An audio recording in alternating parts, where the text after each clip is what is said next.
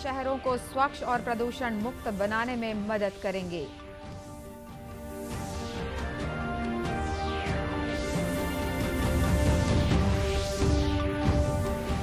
भाजपा प्रदेश प्रभारी डी पुरंदेश्वरी ने छत्तीसगढ़ में पीएम आवास दिलाने के नाम पर राशि मांगने का लगाया आरोप।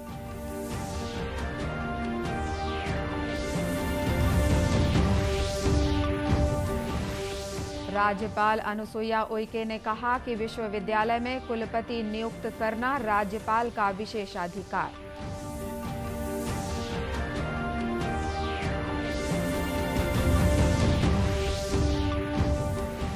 और कोरबा जिले में टीकाकरण महाअभियान चलाकर एक दिन में 60,000 से अधिक लोगों को लगाया गया टीका।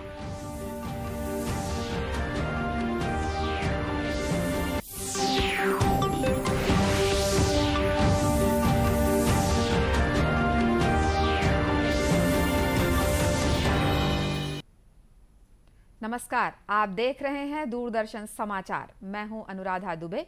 अब समाचार विस्तार से। प्रधानमंत्री नरेंद्र मोदी ने कहा है कि बायो सीएनजी संयंत्र शहरों को स्वच्छ और प्रदूषण मुक्त बनाने में मदद करेंगे। उन्होंने कहा कि सरकार अगले 2 वर्षों में 75 बड़े नगर निगमों में इसी तरह के संयंत्र बनाएगी। प्रधानमंत्री ने मध्य प्रदेश के इंदौर में आज वीडियो कॉन्फ्रेंस के माध्यम से गोबरधन प्लांट का उद्घाटन किया। इस अवसर पर श्री मोदी ने कहा कि लाखों टन कचरा हजारों एकड़ जमीन पर फैला हुआ है। इससे वायु और जल प्रदूषित होते हैं। उन्होंने कहा कि स्वच्छ भारत मिशन के दूसरे चरण में इस समस्या से निपटने के लिए कार्य किया जा रहा है। खुशी है कि आने वाले 2 वर्षों में देश के 75 बड़े नगर निकायों में इस प्रकार के गोबरधन बायो सीएनजी प्लांट बनाने पर काम किया जा रहा है।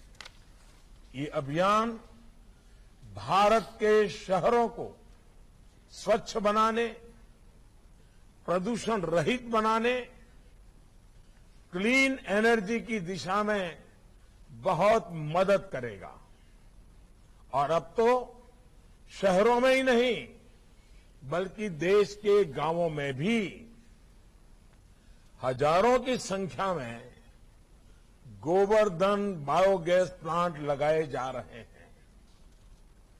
इनसे हमारे पशुपालकों को गोबर से भी अतिरिक्त आय मिलनी शुरू हुई है।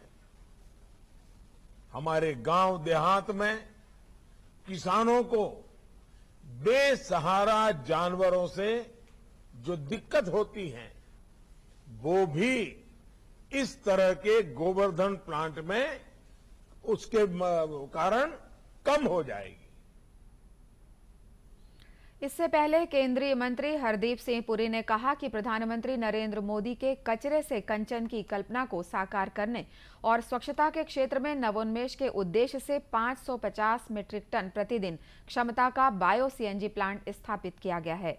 गौरतलब है कि इंदौर के इस संयंत्र में प्रतिदिन 550 टन गीले जैविक कचरे को अलग करने की क्षमता है। इससे प्रतिदिन लगभग 17,000 किलोग्राम सीएनजी और प्रतिदिन 100 टन जैविक खाद का उत्पादन होने की आशा है। इसके अलावा इस परियोजना से ग्रीन हाउस और गैस उत्सर्जन में कमी, उर्वरक के रूप में जैविक खाद के साथ हरित ऊर्जा भी मिलेगी। भाजपा प्रदेश प्रभारी डी पुरंदेश्वरी अपने 3 दिवसीय बस्तर दौरे पर आज जगदलपुर पहुंची। विमानतल पर मीडिया से बातचीत में प्रदेश प्रभारी ने कहा कि वे संगठन को मजबूती देने के लिए आई हैं। उन्होंने कहा कि जिला कार्य समिति की बैठक लेकर सभी कार्यकर्ताओं को प्रदेश सरकार के खिलाफ एकजुट होने के लिए जोर दिया जाएगा। भाजपा प्रदेश प्रभारी ने आरोप लगाया कि प्रदेश में माफिया राज पनप रहा है। उन्होंने कहा कि गरीब जनता से पीएम आवास दिलाने के नाम पर लाखों रुपए लूटे जा रहे हैं। ये जनता सब देख रही है और आने वाले विधानसभा चुनाव में जनता इसका जवाब देगी। है उसे उस समीक्षा करने के लिए मैं यहाँ हूँ और जिस उत्साह से हमारे कार्यकर्ता है, मुझे लगता है कि ज़रूर आगे आने वाले चुनाव में ज़रूर कामयाब होंगे हम।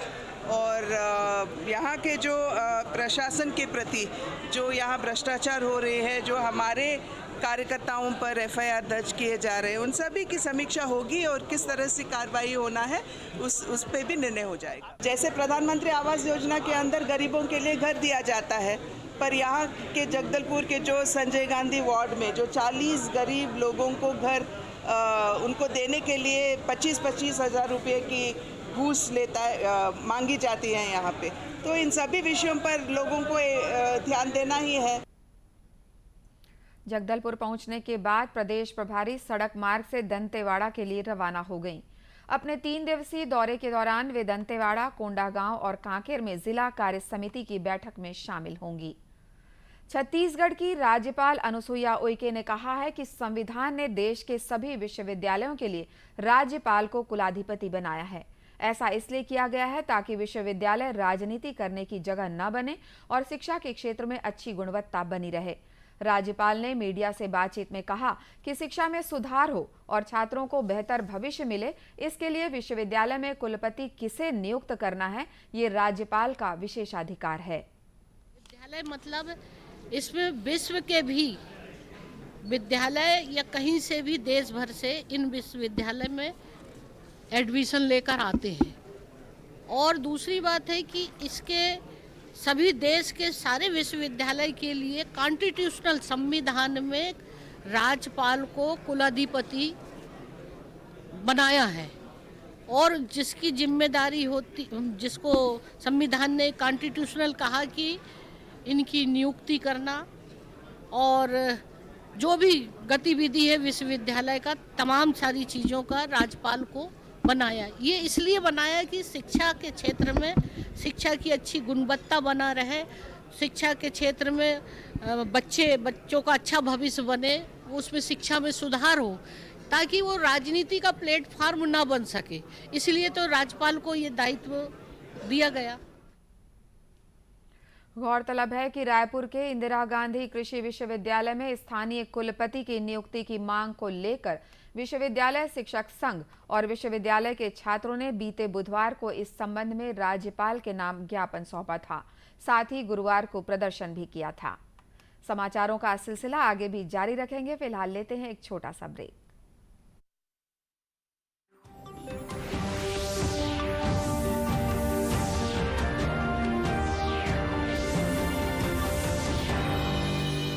Come on boys, let's go practice. अरे रुक यार, मेरे बैंक अकाउंट में गलत एंट्री का प्रॉब्लम हो गया है। अरे तो बैंक को कंप्लेन करना। बैंक को लिखे 1 महीना हो गया है, बट वो गूगली पे गूगली डाले जा रहा है। तो आरबीआई के बैंकिंग लोकपाल को इन्फॉर्म करो। रुक, मैं समझाता हूँ। जैसे क्रिकेट में थर्ड अंपायर, वैसे ही आरबीआई का बैंकिंग ओम्बुड्समैन। आरबीआई कहता है अगर बैंक आपकी कंप्लेंट को 1 महीने में नहीं सुलझाता तो आप आरबीआई के कंप्लेंट मैनेजमेंट सिस्टम पर ऑनलाइन कंप्लेंट कर सकते हैं। ये आरबीआई का आसान तरीका है आपकी कंप्लेंट सुलझाने का, और वो भी फ्री। आरबीआई कहता है जानकार बनिए, सतर्क रहिए।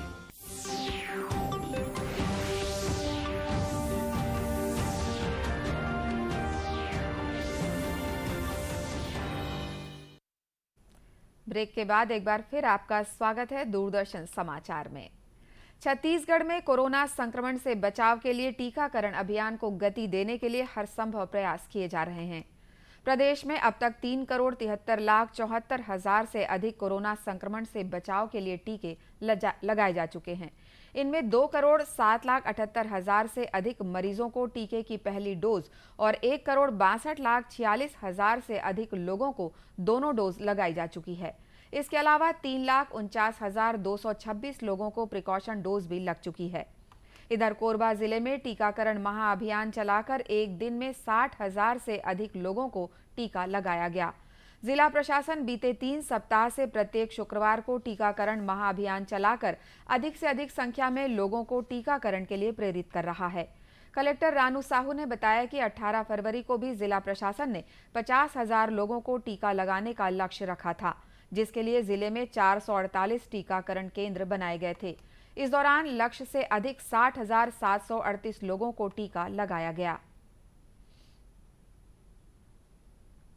कोविड की तीसरी लहर से बचने के लिए जिले में वैक्सीनेशन का महाअभियान हर शुक्रवार को किया जा रहा है और इसी क्रम में आज ये जो लगातार तीसरा शुक्रवार है और गत 2 हफ्तों से हमने 50,000 के करीब अपना लक्ष्य प्राप्त किया है और इस बार भी हमने 50,000 टीकाकरण का लक्ष्य रखा था और वह अचीव हो जाए।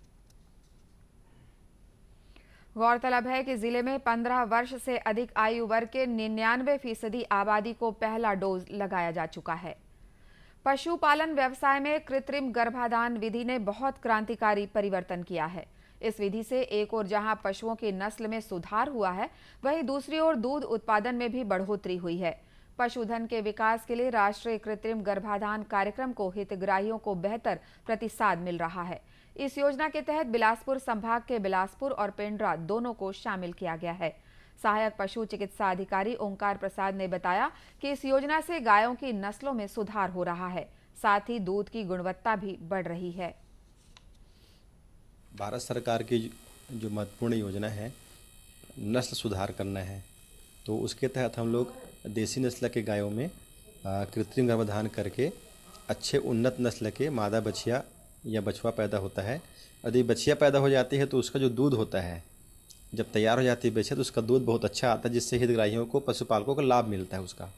दूसरी योजना होती है अपना जैसे बछिया पैदा हो जाती है तो उन्नत मादा वत्स्य पालन योजना के अंतर्गत किसानों से हितग्राहियों से कुछ अंशदान लेकर सरकार जो है उनको दाना भी मुहैया करवाती है, जिससे बछिया तैयार हो जाती है और तैयार होने के बाद उसमें भी कृत्रिम गर्भाधान करके उसको गाभिन कराते हैं। गाभिन कराने के पश्चात उसका दूध जो होता है देसी गाय की अपेक्षा बहुत अच्छा दूध होता है, जिससे किसान बाजार में बेचकर आर्थिक लाभ ले सकता है। इससे उनका आर्थिक स्थिति भी सुधार होता है। बिलासपुर के पशु चिकित्सक डॉक्टर RM त्रिपाठी ने दूरदर्शन समाचार से बातचीत में बताया कि जिले में लगभग 75,000 पशुओं के कृत्रिम गर्भाधान किए जाने की योजना थी।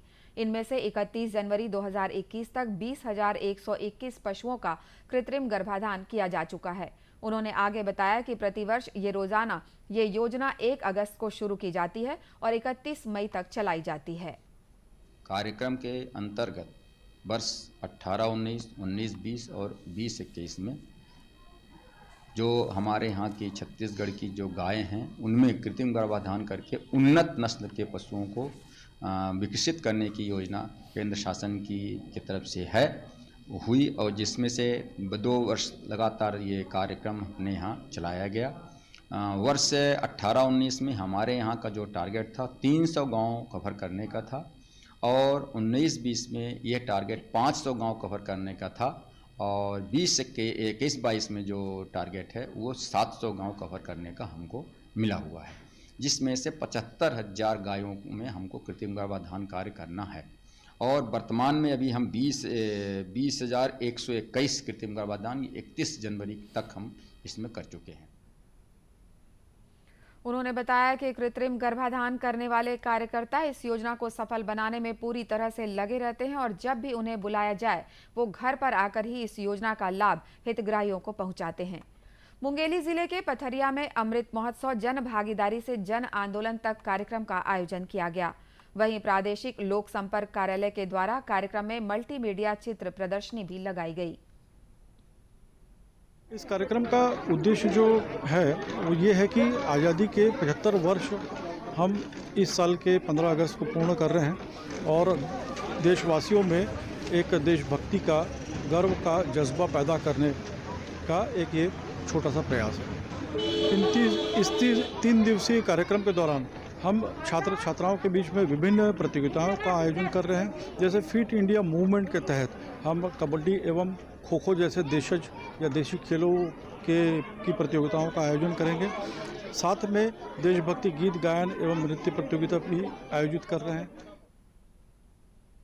इस मौके पर मीडिया से बातचीत में विधानसभा में नेता प्रतिपक्ष धर्मलाल कौशिक ने कार्यक्रम को संबोधित करते हुए कहा कि आने वाले समय में पूरी दुनिया का मार्गदर्शन भारत करेगा। उन्होंने कहा कि इस तरह के आयोजन से महापुरुषों को जानने के साथ ही ज्ञानवर्धक जानकारी भी मिलती है।